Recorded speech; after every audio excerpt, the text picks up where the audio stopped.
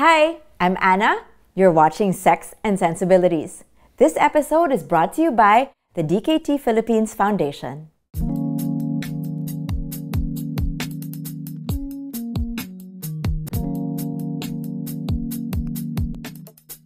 Alam niyo ba na ang November 14 ay ang tinatawag na World Vasectomy Day? Sa araw na to, gustong paalala ng DKT Philippines Foundation na ang vasectomy ay isang safe, effective at long-term form of contraception o yung tinatawag natin na mga paraan para magplano ng pagbubuntis. Pag-usapan natin ang vasectomy. Noong panahon na 2019, nag-umpisa ang DKT Philippines Foundation mag-organize ng libreng non-scalpel vasectomies. Kapartner nila dito sa programa na to ang worldvasectomyday.org. Ang nag-avail lang ng free non-scalpel vasectomy ay 58 na kalalakihan. Mula 2019 hanggang ngayon 2024, umabot na tayo sa 2,525 na nag-a-avail ng vasectomy. Bago natin alamin kung bakit dumadami yung nag-a-avail na vasectomy, alamin muna natin ito. Ano ba muna ang vasectomy at paano ginagawa itong procedure na ito? Ang non-scalpel vasectomy ay isang form of contraception kung saan pinuputol yung vas deferens. Ito yung mga tubes na nasa loob ng scrotum kung saan dumadaloy yung mga sperm. At yung sperm, yun nga yung sinabi natin na nakakabuntis. Pag naputol tong vas deferens na to at tinatali, napuputol din yung daluyan ng sperm. At yun ang pamamaraan kung paano siya nagiging form of contraception. Ngayon, paano ba ang difference ng traditional vasectomy dito sa non-scalpel vasectomy? Yung traditional vasectomy ay gumagawa ng hiwa dun sa scrotum para maabot yung vas deferens at putulin at itali ito. Kumpara muna natin sa tinatawag na non-scalpel vasectomy. Imbis na hiwa ang gagawin, small puncture lang o maliit na butas lang ang gagawin. Tapos, doon papasok at doon naman gagawin yung pag-cut at yung pagtali din ng vas deferens. Ang pinagkaiba, dahil maliit lang yung puncture na gagawin, mabilis maghilom at hindi na kailangan ng stitches. Usapang vasectomy, baka maraming takot dyan at maraming kinakabahan dahil maraming ibang myths tungkol sa vasectomy. Isa na dyan sa mga myths na laganap tungkol sa vasectomy ay meron daw puputulin.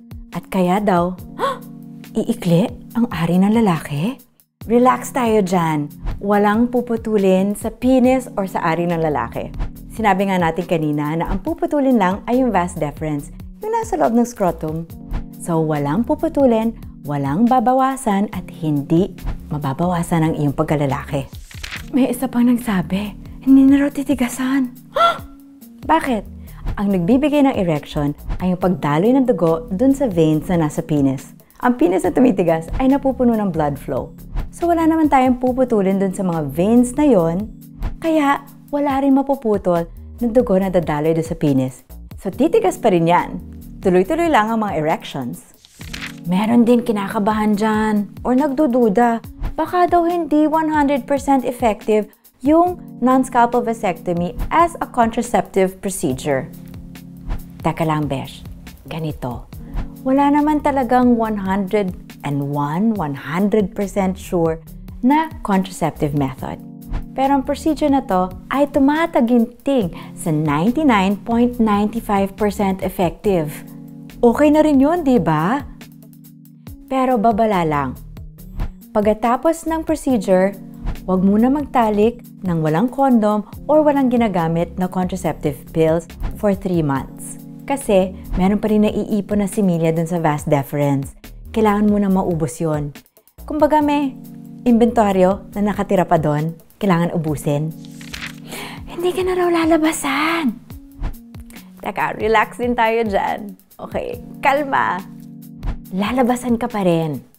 Walang magbabago dun sa tamod or sa semen na lalabas sa'yo. Ganun pa rin ang magiging itsura niya. Ang pinagkaiba lang, yung semen mo ay wala ng sperm kasi pinutol na nga yung vas deferens kung saan dumadala yung sperm at yun naman yung nakakabuntis. So, walang magbabago.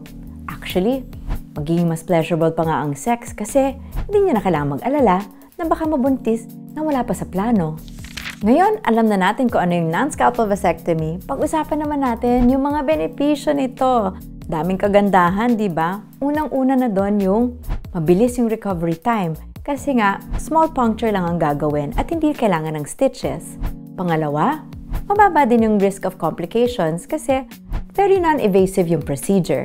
At pangatlo, siguro ito na yung pinakabongga sa atin, lalo kang mamahalin at magiging pogi dun sa partner mo. Kasi nga, nagmahati ka dun sa responsibilidad ng pagplano ng pagbubuntis. Katunayan sa TikTok, may mga batalyon ng mga kababaihan na bumubuo ng tinatawag nila na vasectomy care packages para dun sa mga partner nila na penis owners na nagpa-vasectomy. Gusto lang nila makita na na-appreciate nila at chine-cheer on nila yung mga partner nila na nagpa-vasectomy. Kasi mahalaga nga sa kanila na humati yung kanilang partner dun sa responsibility ng pagplano ng pamilya. Kasi nga, kahit strong independent women tayo, kailangan natin ng tulong dyan, hindi ba? For more information, visit the DKT Philippines Foundation Facebook page. Dito yung link. Click ka lang. I'm Anna Santos and this is Sex and Sensibilities. See you next time!